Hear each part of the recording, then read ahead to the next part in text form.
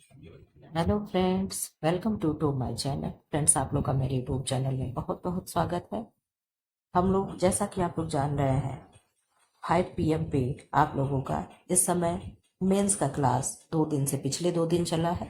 आज मंडे है, आज भी आप लोगों का क्लास मेंस का ही अपलोड मैं करूँगी या कर चुकी हूँ। ठीक है, मैंने सोचा पहले CDP का क्लास मैं रिकॉर्ड कर चुकी थी, अपलोड भी कर चुकी थी, लेकिन उसे पब्लिक नहीं किए। हमने कहा लिस्टेड कर दें, आप लोगों को एक आध हफ्ते कंटिन्यू पहले मैं मेंस का क्लास दिखा दूं। ठीक है, आप लोग समझ लो कि कैसे मेंस लिखा जाता है, और आप अपने घर में भी बैठ करके प्रैक्टिस करें लिखने के लिए। ठीक है, हम 200 शब्दों को आज लेकर के आए हैं कि कोई भी प्रश्न हो उसे 200 शब्दों में कैसे लिखेंगे। ठीक है, आप लोग प्रश्न को काउंट कर रहे हैं कि नहीं कर रहे हैं? शब्दों को आप लोग शब्दों को काउंट कर रहे होंगे तो 200 के अंदर ही मेरा प्रश्न है। 125 प्रश्न पूछ रहा है तो 120, 18, 19 ही होगा, लेकिन 130, 32 नहीं हुआ होगा। या आप लोग गिन लीजिएगा, यहाँ भी 200 प्रश्न है, 200 शब्द है, तो 180 और 190 होगा, लेकिन 200 से अधिक नहीं होगा। ठीक है, तो आपको भी ये कला आना चाहिए कि 200 के बाहर आप नहीं जाओगे। आप अपने क्राइटेरिया जो आपको 200 शब्द दिया है उसके अंदर ही रहना है, बाहर नहीं जाना है।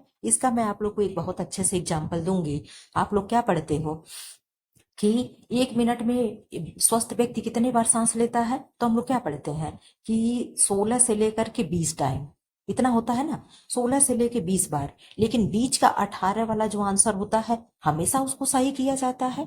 तो आपको अधिक तो नहीं, 22 को नहीं ना कभी सही किया गया है। इसके अंदर 16 या 20 के अंदर जो भी चीजें आएगा, 16 होगा तो आप सही कर दोगे, 17 को सही कर दोगे, 18 सही, 19 सही, 20 सही, लेकिन 21, 22 सही होगा? बिल्कुल नहीं सही होगा। अब आप यहाँ पे समझ गए होंगे कि मैं आपको क्या कहना चाही हूँ कि 200 शब्द पूछा है तो आपको 200 शब्द के अंदर ही रहना है, ना कि आपको बाउंड्री पार जाना है। इतना आपको ध्यान रखना है। ठीक है, अब आप लोग जान गए हम लोग को क्या देखना है। और मैंने शॉर्ट्स वीडियो अपलोड किया था कल कि प्री में कितना नंबर पाए तो आप क्वालिफाइड होंगे। SC ST OBC जनरल कोई भी हो, वो जाकर के आप शॉर्ट्स देख सकते हैं, इसी चैनल पे अपलोड हुआ है। मैं कल अपलोड करूंगी, आज मैंने अपलोड किया, क्या अपलोड किया है कि कितना नंबर आप पाएंगे तो मेंस में क्वालिफाई हो जाएगा, यानी आपकी एक सीट रखी है, आपकी नौकरी पक्की है। अगर ये देखना है तो आप जाकर के इसी चैनल पे शॉर्ट्स मैंने अपलोड किया, उसे जाकर के देख लीजिए। उससे आपको पता चल जाएगा कि मुझे कितना तैयारी करना है, किस लेवल तक करना है। फिलहाल मैं आप लोगों को क्या है, ये मेंस की तैयारी करा ही रही हूँ। आप लोग देख रहे होंगे क्वेश्चन कैसे लग रहे हैं, कोई आउट ऑफ सिलेबस क्वेश्चन नहीं है, ऐसे ही क्वेश्चन बनेंगे। अगर किसी के पास GIC का पेपर हो जो 2021 में हुआ था मेंस का, तो आप लोग मुझे दे सकते हो। ठीक है, आप लोग पहले हाँ करना कि मैम मेरे पास है, तो मैं बताऊंगी कि आपको कहाँ देना। आप टेलीग्राम में चाहे तो अपलोड कर सकते हैं, चाहे मैं देखूंगी क्या कैसे होता है, मुझे अभी बहुत ज्यादा जानकारी नहीं। टेलीग्राम में आप अपलोड कर भी सकते हो कि नहीं, देखती हूँ मैं। अगर कोशिश करती हूँ, अगर नेट से मिल जाएगा तो मैं खोज लूंगी। ठीक है, आप परेशान ना हो, आप अपना पढ़ाई लिखाई करते रहे, मैं खोज लूंगी।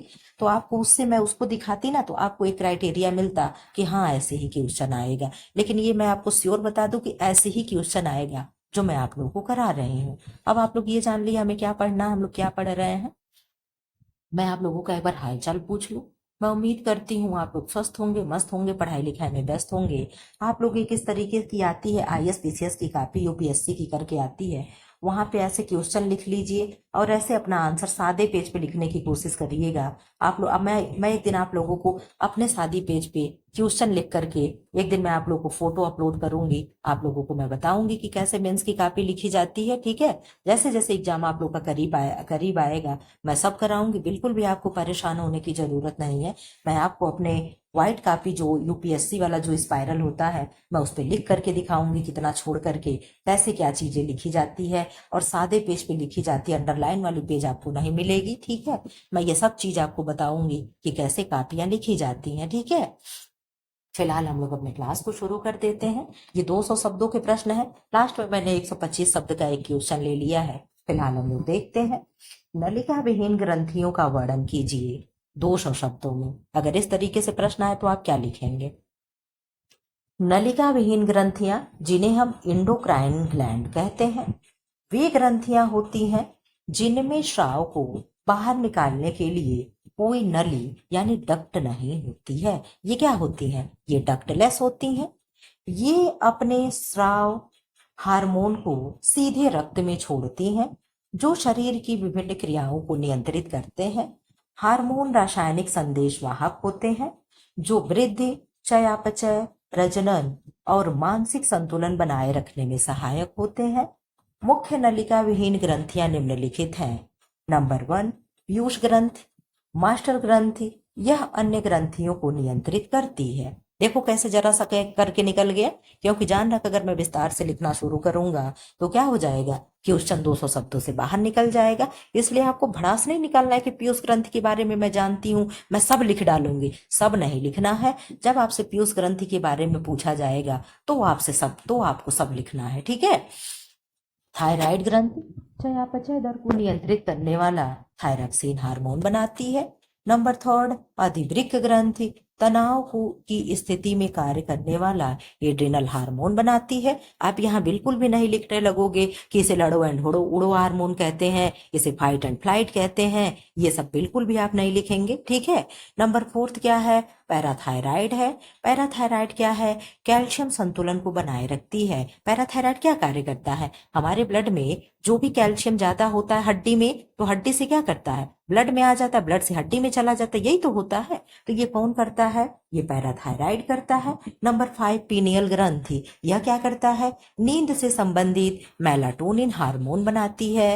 नंबर 6 क्या है, अंडाशय व वृषण क्रमशः अंडाशय एस्ट्रोजन और वृषण प्रोजेस्टेरॉन व टेस्टोस्टेरोन का निर्माण करते हैं। इन ग्रंथियों के हार्मोन शरीर के संतुलन के लिए अत्यंत आवश्यक होते हैं।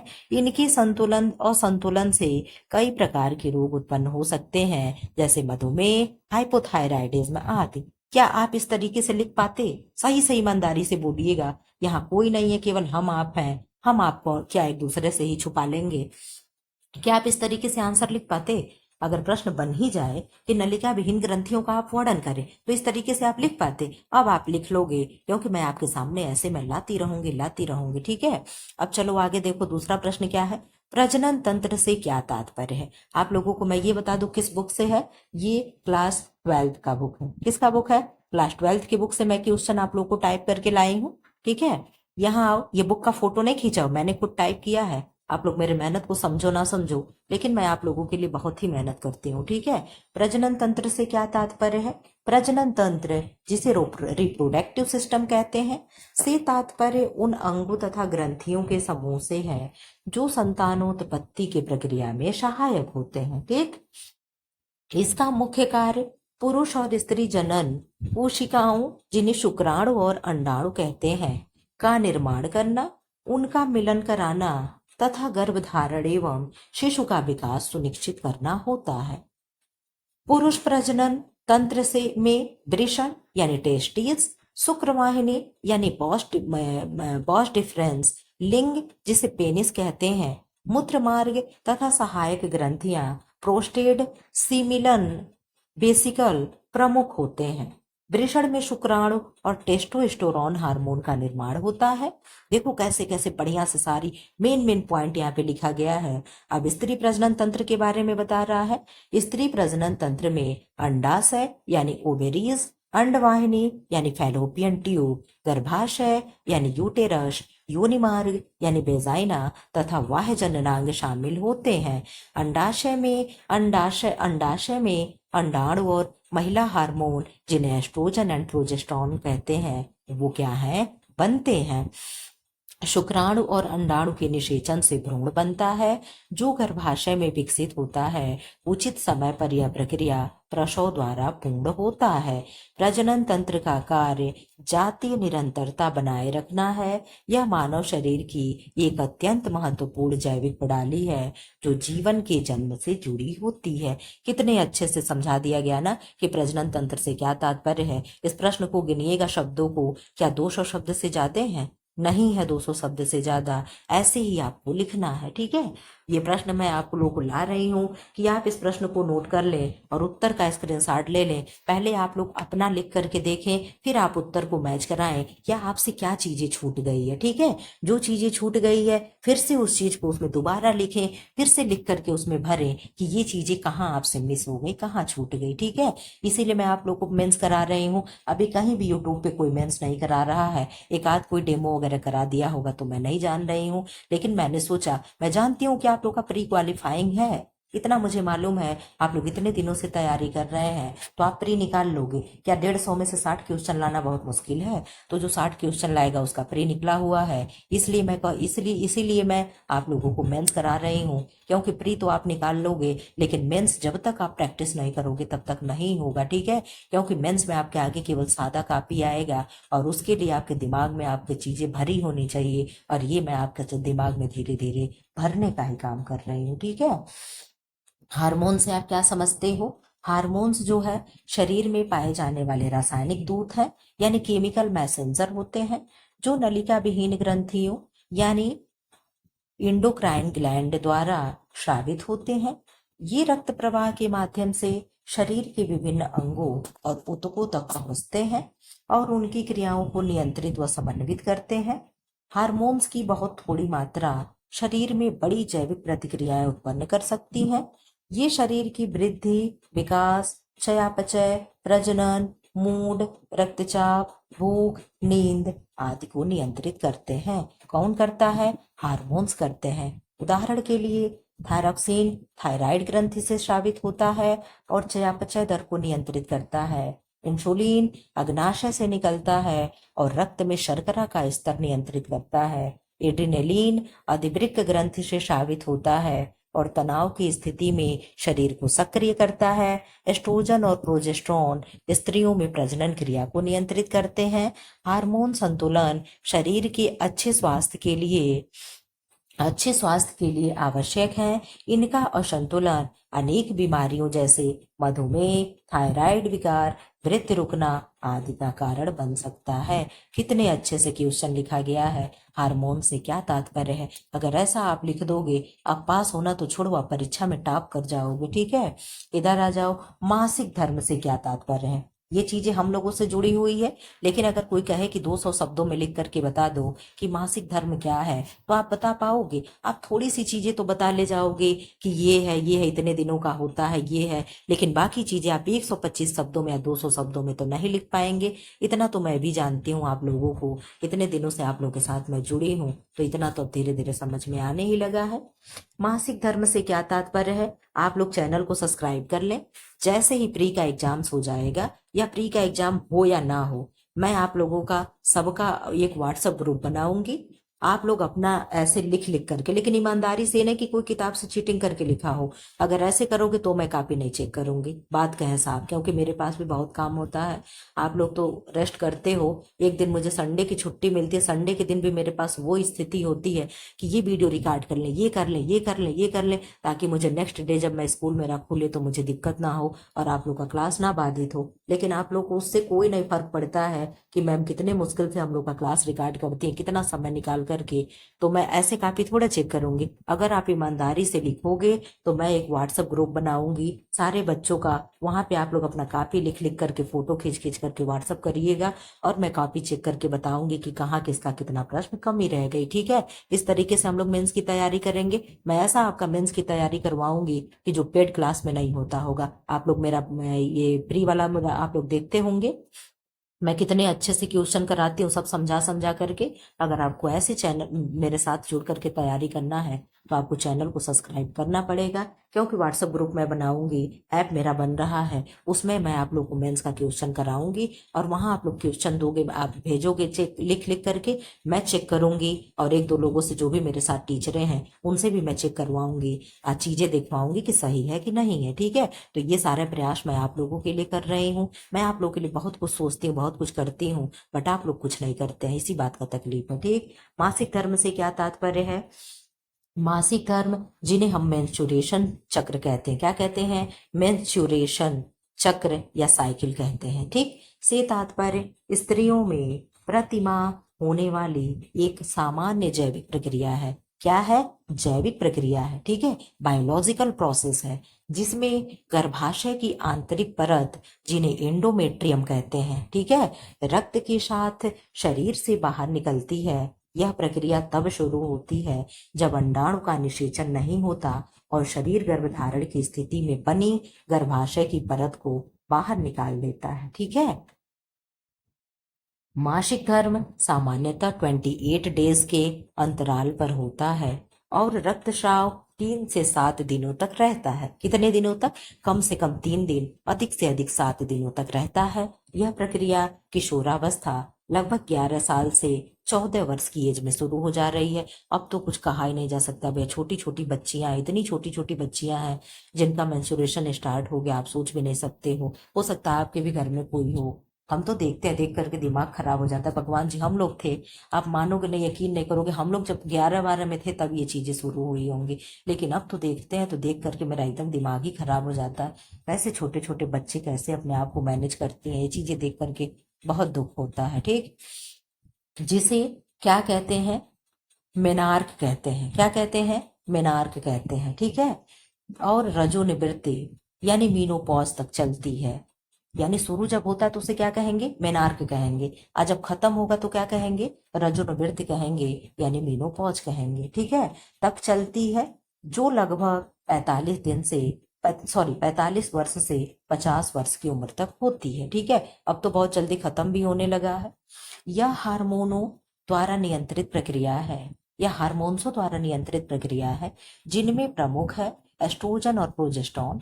मासिक धर्म महिला प्रजनन तंत्र के स्वस्थ कार्य का संकेत है। क्या है? स्वस्थ कार्य का संकेत है, यानी एक महिला हेल्दी है, इसीलिए क्या है, उसका मेंस्ट्रुएशन साइकिल चल रहा है। ठीक है। मासिक धर्म के दौरान उचित स्वच्छता और पोषण बनाए रखना आवश्यक होता है। अनियमित और या अत्यधिक रक्तस्राव, दर्द आदि समस्याएं होने पर चिकित्सकीय सलाह लेनी चाहिए। बहुत सी धारणाएं हैं गांव में, ये तो चीजें हम देखते हैं, नहीं दवा खा लोगी तो खत्म हो जाएगा, दवा नहीं खाना, ऐसे दर्द में तड़पती रहो। बट ऐसा नहीं करना चाहिए। हमें महिला स्पेशलिस्ट, कोई अच्छी डॉक्टर हो, उन्हें जा करके कंसल्ट करना चाहिए। दवा कुछ दिन चलाने के बाद ये दर्द सही हो जाता है। ठीक है। फिर क्वेश्चन पे आ जाओ, नंबर तो है नहीं। गर्भधारण क्रिया का सामान्य परिचय दीजिए। अभी ये सब 200 शब्दों में आपके क्वेश्चन चल रहे हैं। नीचे आकर के एक क्वेश्चन आप लोगों का है जो 125 शब्दों में है। फिलहाल आप इसका आंसर दीजिए कि अगर प्रश्न बन जाए कि गर्भधारण की सामान्य क्रिया का आप परिचय दीजिए, आप क्या लिखोगे? यहाँ तो आप सोच भी नहीं सकते हो कि हम कैसे शुरू करेंगे। तो क्या है? गर्भधारण, जिन्हें फर्टिलाइजेशन या कॉन्सेप्शन कहते हैं। ठीक, एक जैविक प्रक्रिया है। सब चीज एक जैविक प्रोसेस है जो हमारे शरीर से रिलेटेड होती है। वो क्या है? वो एक बायोलॉजिकल प्रोसेस होता है, यानी जैविक प्रक्रिया होती है। ठीक, जिसमें पुरुष के शुक्राणु यानी स्पर्म और स्त्री के अंडाणु यानी ओवम का मिलन होता है। यह क्रिया सामान्यतः स्त्री की अंडवाहिनी यानी फैलोपियन ट्यूब में होती है।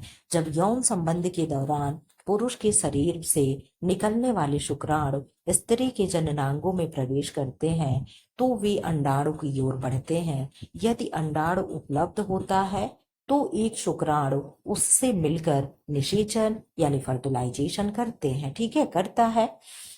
निषेचन के बाद जो एक कोशीय संरचना बनती है उसे जायगोट कहा जाता है। क्या कहा जाता है? उसे जायगोट कहा जाता है। यह जायगोट लगातार विभाजित होकर भ्रूण यानी एम्ब्रियो का रूप ले लेता है और गर्भाशय में जाकर उसकी भीतरी परत से चिपक जाता है। इसे गर्भ स्थापन कहते हैं, यानी प्रेगनेंसी कंसीव होना करते हैं कहते हैं। ठीक है। इसके बाद भ्रूण गर्भाशय में विकसित होता है और लगभग 9 महीनों में शिशु का पूर्ण विकास होता है। इस संपूर्ण प्रक्रिया को ही गर्भधारण कहा जाता है। गर्भधारण स्त्री के प्रजनन तंत्र की एक प्राकृतिक प्रक्रिया है, यानी नेचुरल प्रोसेस है, और यह संतानोत्पत्ति की आधारशिला है। कितने बढ़िया से शब्दों में पिरो करके अपनी सारी बात इतने सी ही चीजों में कह दिया गया है। और अगर आप इसी को निबंध लिखने के लिए दे दिया जाए तो आप यही 2000 शब्दों में भी लिखोगे। ठीक है, तो उसमें फिर इधर उधर की चीजें भी लिखी जाती है। अब ये आपका लास्ट प्रश्न है 125 शब्दों में। क्या प्रश्न है? पीयूष ग्रंथि को मास्टर ग्रंथि क्यों कहते हैं? आप सुनते हो ना कि मास्टर ग्लैंड क्या है? पीयूष ग्लैंड है। तो इसको क्यों कहते हैं पीयूष ग्रंथि, जिन्हें पिट्यूटरी ग्लैंड कहते हैं, को मास्टर ग्रंथि इसलिए कहा जाता है क्योंकि यह शरीर की अन्य नलिका विहीन ग्रंथियों के कार्य को नियंत्रित करती है। किसको करेगी? जो डक्टलेस होती है हमारे यहाँ ग्लैंड, उनको कंट्रोल करती है। यह मस्तिष्क के आधार पर स्थित होती है। छोटी सी ग्रंथि होती है जो कई महत्वपूर्ण हार्मोन स्रावित करती है। यह ग्रंथि थायराइड, अधिवृक्क, अंडाशय और वृषण जैसी ग्रंथियों को नियंत्रित करने वाले हार्मोन बनाती है, जिससे ये ग्रंथियां अपने अपने हार्मोन स्रावित करती हैं। इसके द्वारा स्रावित ग्रोथ हार्मोन शरीर की वृद्धि में सहायक होता है। वहीं प्रोलैक्टिन, एसीटीएच, एफएसएच, एलएच जैसे हार्मोन अन्य ग्रंथियों की क्रिया को नियंत्रित करते हैं। इस प्रकार पीयूष ग्रंथि समस्त अंतःस्रावी ग्रंथ तंत्र की प्रमुख नियंत्रक होने के कारण मास्टर ग्रंथि कहलाती है। एक चीज और आप सुन लीजिए, भागो नहीं। ये जो पीयूष ग्रंथि, ये जो पिट्यूटरी ग्लैंड है ना, आप ऐसे इंग्लिश में लिखे हैं, ये चीजें ठीक है, लेकिन आपको हिंदी इंग्लिश दोनों नहीं लिखना होता है। आपको देवनागरी लिपि में चीजें लिखनी होती है। देवनागरी लिपि मतलब ये पिट्यूटरी ग्लैंड लिखा है ना, तो आपको ऐसे लिखना पड़ेगा, पिट्यूटरी, पिट्यूटरी ग्लैंड। आपको ऐसे लिखना होता है। कभी भी आप इंग्लिश शब्द का प्रयोग नहीं करेंगे। हिंदी इंग्लिश दोनों चीजें नहीं चलती हैं। ये मैं आप लोगों को छोटी छोटी बारीकियां बताऊंगी, जिससे आपका नंबर ना कटने पाए। ये तब बताऊंगी जब आप प्री क्वालिफाई कर लेंगे, क्योंकि मैं मेंस ऑलरेडी दे चुकी हूँ। भले ही मेरा निकला नहीं है, लेकिन मैंने मेंस लिखा है, मैं जानती हूँ कि क्या होता है। ठीक है, इसलिए आप लोग मुझ पे भरोसा बना करके मेरे साथ तैयारी कर सकते हैं। और आप लोग चैनल को सब्सक्राइब कर लें, क्योंकि जो लोग चैनल को सब्सक्राइब किए रहेंगे उनसे मैं नंबर मांग करके ग्रुप बनाऊंगी व्हाट्सएप पे, और वहां उनकी कापियां क्या है चेक मैं करूंगी, देखूंगी कौन कैसा लिख रहा है। ठीक है, फिलहाल ऐसी वीडियो पाने के लिए चैनल को सब्सक्राइब करें, वीडियो को लाइक करें एंड कमेंट बॉक्स में कमेंट कर दे कि क्वेश्चन कैसा लग रहा है। Thanks for watching.